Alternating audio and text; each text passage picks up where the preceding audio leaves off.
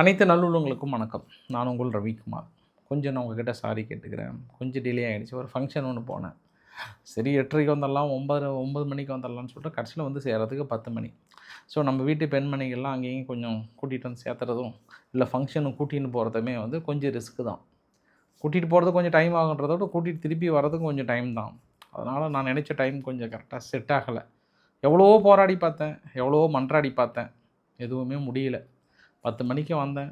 கரெக்டாக சரி 10:30க்காவது உங்கள்கிட்ட எடுத்து ரீச் பண்ணலான்னு பார்த்தா அதுவுமே இல்லை. அதனால் உங்கள்கிட்ட நான் மிகப்பெரிய ஒரு சாரி கேட்டுக்கிறேன்.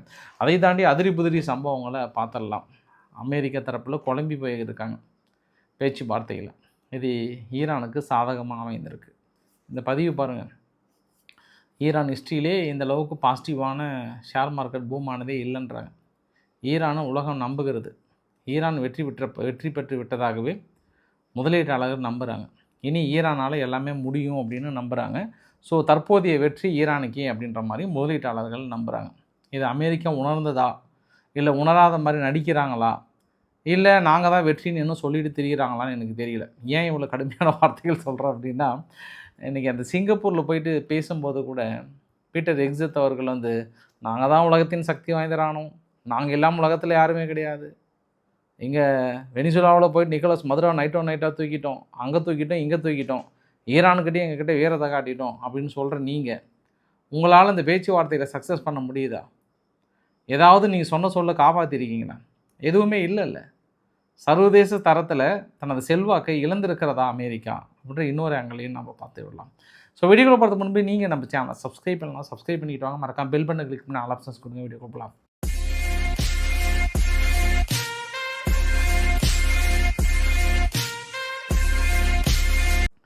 இது முதல் பதிவுங்க. ராஜஸ்தானில் திடீர்னு புழுதி புயல் பயங்கரமாக அடிச்சிருக்கு. டஸ்ட்ரோம் வருஷத்துக்கு அப்புறம் மிகப்பெரிய ஒரு புழுதி புயல். இந்த ராஜஸ்தானில் அடித்த அந்த புழுதி புயல் அப்படியே கொஞ்சம் ஷிஃப்டாக அந்த பக்கமும் போயிருக்கு. பாகிஸ்தானில் இன்றைக்கி கடுமையான இடி மின்னல் மழை மிகப்பெரிய அளவுக்கு பொழிந்திருக்கு.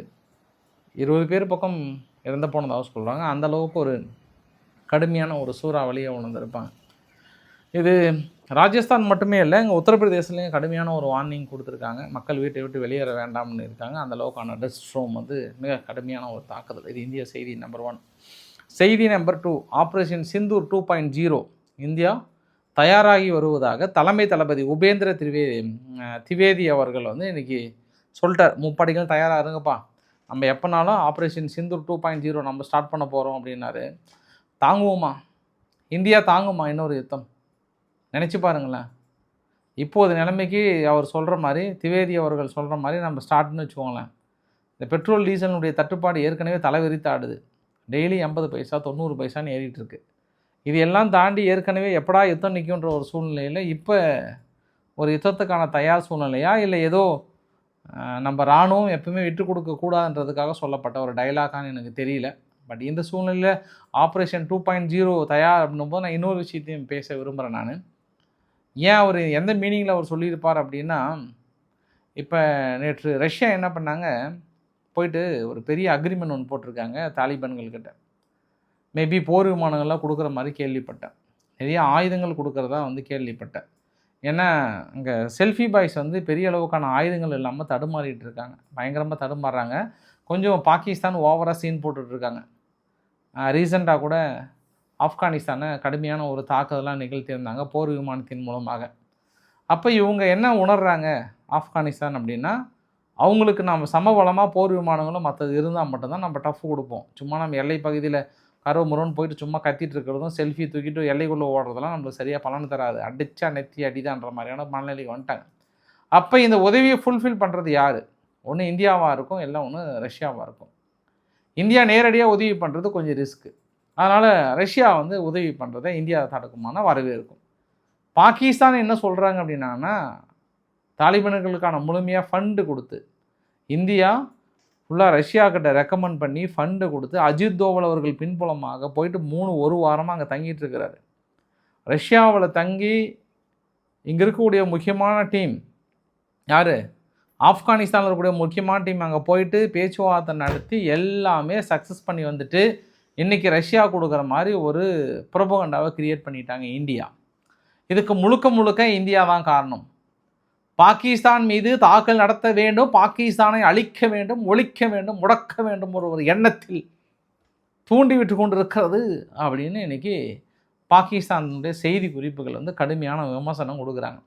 அப்போ அதே மாதிரி நாங்களும் சொன்னோம் அப்படின்ற மாதிரியான ஒரு எண்ணத்தை கொண்டு வரலாம், பார்க்கலாம் நம்ம. அப்போ இந்தியா சரியான வேலை தான் செஞ்சிட்ருக்காங்க. ஏன்னா செல்ஃபி பாய்ஸ் வந்து கொஞ்சம் ஸ்டஃப், இன்னும் கொஞ்சம் ஆயுதங்கள் எங்களுக்கு கொஞ்சம் பலமாக வேணும் அப்படின்ற மாதிரிலாம் கேட்டிருக்காங்க.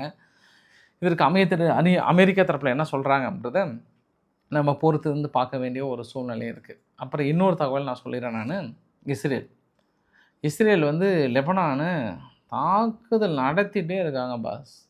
ரெஸ்ட்டே இல்லை பாஸ், சீரியஸாகவே ரெஸ்ட்டே கிடையாது. அவங்க அடிச்சுட்டே இருக்கிறாங்க. ஒவ்வொரு ஏரியாவை காலி பண்ணுறாங்க, அடிக்கிறாங்க, காலி பண்ணுறாங்க, அடிக்கிறாங்க.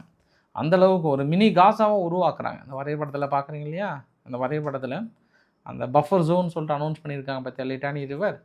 இது வரைக்குமே இப்போ ஆல்மோஸ்ட் நிறைய தாக்கல் நடந்துட்டு இப்போ அடுத்த ஒரு இதுக்கே போயிட்டாங்க.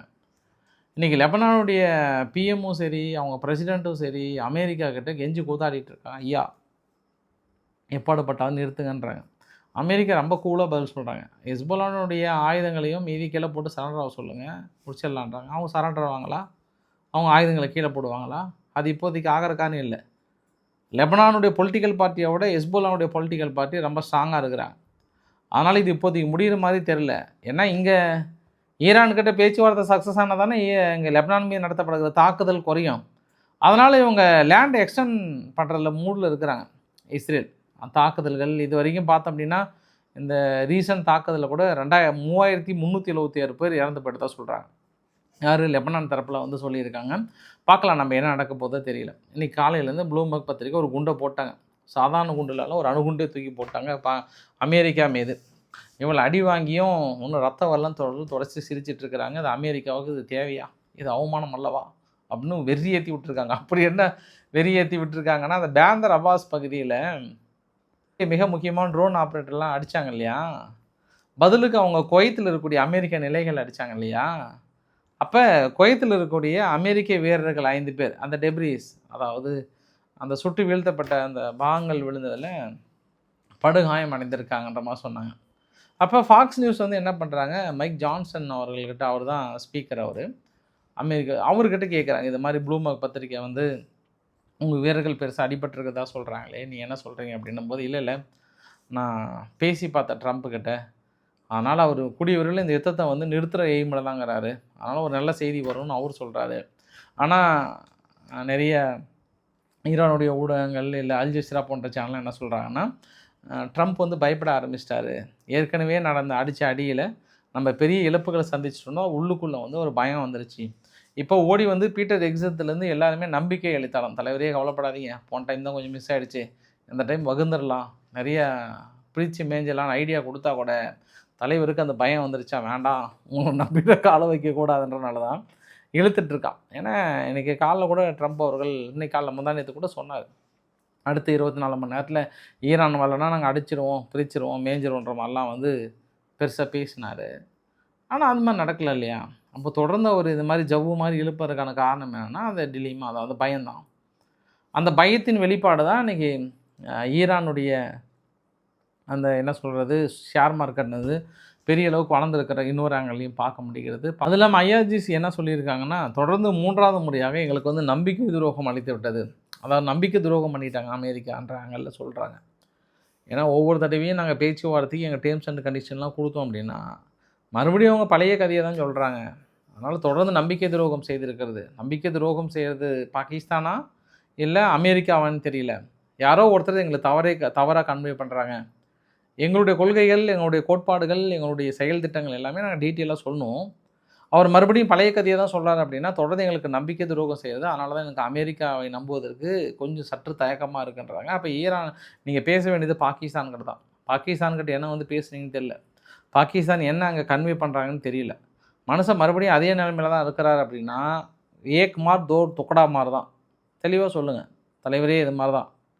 ஒன்று நாங்கள் யுத்தத்துக்கு தயாராகிறோம், இல்லைனா இதுதான் எங்கள் பேச்சுவார்த்தை, இதுக்கு வாங்கன்னு தெளிவாக சொல்லுங்கள். அதை போய் அவங்ககிட்ட நேராக சொல்ல பயப்படுறாங்களான்ற இன்னொரு ஆங்கிலையும் பார்க்க முடிகிறது. திடீர்னு நீங்கள் அமெரிக்கா கிட்ட குசுன்னு NBC சேனல் போன்ற சேனல் என்ன சொல்லியிருக்காங்கன்னா, உங்களுடைய போர் விமானங்கள் மீதியெல்லாம் வந்து சுட்டு வீழ்த்தினதில் மிகப்பெரிய ஒரு பங்கு சீனாவுக்கு இருக்குது. சீனாவோட உதவியோடு தான் பண்ணியிருக்காங்கன்ற மாதிரி வந்து சொல்கிறாங்க. எகிப்து வந்து கடுமையான கண்டனங்களையும் விமர்சனங்களையும் வைத்திருக்கிறது இஸ்ரேல் மீது. ஏன்னா நாங்கள் அமைதி ஒப்பந்தம் ஏற்படுத்தி ஒரு ரெட் ஜோனை உருவாக்கியிருந்தால் காசாவுக்குள்ளார நீங்கள் பாட்டுக்கு வந்து 70% ஆக்கிரமிக்க போகிறேன் அப்படி இப்படின்னு சொல்லலாம், சரியில்லை, கொஞ்சம் கூட சரியில்லை. இஸ்ரேல் உங்களை நம்பி நாங்கள் பேச்சுவார்த்தை ஈடுபட்டது, கொஞ்சம் கரெக்டாக பார்த்து சூதானமாக இருந்துக்கோங்கன்னு ஹமாஸும் அவங்களோட சேர்ந்து எகிப்து கொஞ்சம் பார்த்து கேளுங்க, என்னன்னு கேளுங்க எகிப்துன்ற மாதிரி வந்து கேட்டிருக்காங்க. பார்க்கலாம் நம்ம. இன்றைக்கி அமெரிக்கா உக்ரைன் மீது மிகப்பெரிய ஒரு குற்றச்சாட்டை சுமத்திருக்கிறாங்க. ஜாப்ரோசிஷியா அணு உலை மீது தாக்கல் நிகழ்த்தியிருக்காங்க. நியூக்ளியர் பவர் பிளான்ட் மீது தாக்கல் நடத்தியிருக்காங்க. ஒரு கீ டேமேஜாக இருக்குன்றாங்க. அப்போ தயாராகிட்டாங்களான்ற இன்னொரு ஆங்கிலையும் பார்க்க முடியுது. அது இல்லாமல் இன்றைக்கி உக்ரைன் ஒரு 3-4 இடத்துல வந்து தாக்கல் நடத்தினாங்க. அதிமுக்கிய இடங்கள்லையும் அதிமுக்கிய விமானங்கள் இருக்கக்கூடிய பகுதியிலும் வந்து போர் விமானங்கள் இருக்கக்கூடிய முக்கிய பகுதியில் தாக்கல் நடத்தியிருக்காங்கன்றது ஒரு கூடுதல் தகவலாக சொல்ல முடியும். தொடர்ந்து நேட்டோ நாடுகள் ஏதாவது காலிங்கிரேட் பகுதி அட்டாக் பண்ணாங்க அப்படின்னா என்னென்ன நடவடிக்கைகள் எடுக்க முடியுமோ எல்லாத்தையும் எடுப்போம். அதுக்கான எண்ணங்கள் கூட உங்களுக்கு வந்துவிடக்கூடாதுன்றதில் ரஷ்யா தெளிவாக இருக்கிறாங்க. அதுக்கான மிரட்டலாக கூட பார்க்கலாம் நம்ம. அயர்லாந்தில் கிட்டத்தட்ட ஒரு 14,000 ரஷ்ய மக்களுக்கு வந்து விசா கொடுத்துருக்காங்களாம். இது எல்லாமே பெரிய ஒரு டேஞ்சராக இருக்காம். பெரும்பாலும் ஸ்பை வேலை பார்த்து அயர்லாந்து என்னமோ கொஞ்சம் ஒரு டஃப்பான கண்டிஷனில் தான் இருக்குன்ற மாதிரி வந்து சொல்கிறாங்க. எல்லாருமே திரும்பி பார்க்குறவங்க எல்லாமே வந்து ரஷ்யா ஸ்பை மாதிரியே தெரியுதான். இப்போ அயர்லாந்துக்கு என்ன பண்ணுறதுனே தெரிலன்றாங்க. இருண்டவங்க கண்ணுக்கு பார்க்குறதுலாம் திரும்ப ஒரு பக்கம்லாம் பேயின்னுவாங்கல்ல, அந்த மாதிரி ஆயிடுச்சு இப்போ ஐரோப்பாவுடைய நிலைப்பாடுகளுமே கூட. சரி, வீடியோவோட நிறைவு பகுதியில் கானா வந்து எல்ஜிபிடிக்யூ ஆக்டிவிட்டீஸை வந்து என்கரேஜ் பண்ணுற மாதிரி இதுக்கு யாராவது நடந்துக்கிட்டாங்கன்னா அவர்கள் மீது கிரிமினல் நடவடிக்கை தொடரப்படும் அப்படின்ற மாதிரி வந்து சொல்லியிருக்கிறாங்க. ஸோ இன்றைக்கு ஓரளவுக்கான தகவலை கவர் பண்ண நினைக்கிறேன். பிடிச்சிருந்தா லைக் பண்ணுங்கள், ஃப்ரெண்ட்ஸுக்கு ஷேர் பண்ணுங்கள், சப்ஸ்கிரைப் பண்ணுங்கள். ரவிக்குமார் சோமு சேனல். நன்றி, வணக்கம்.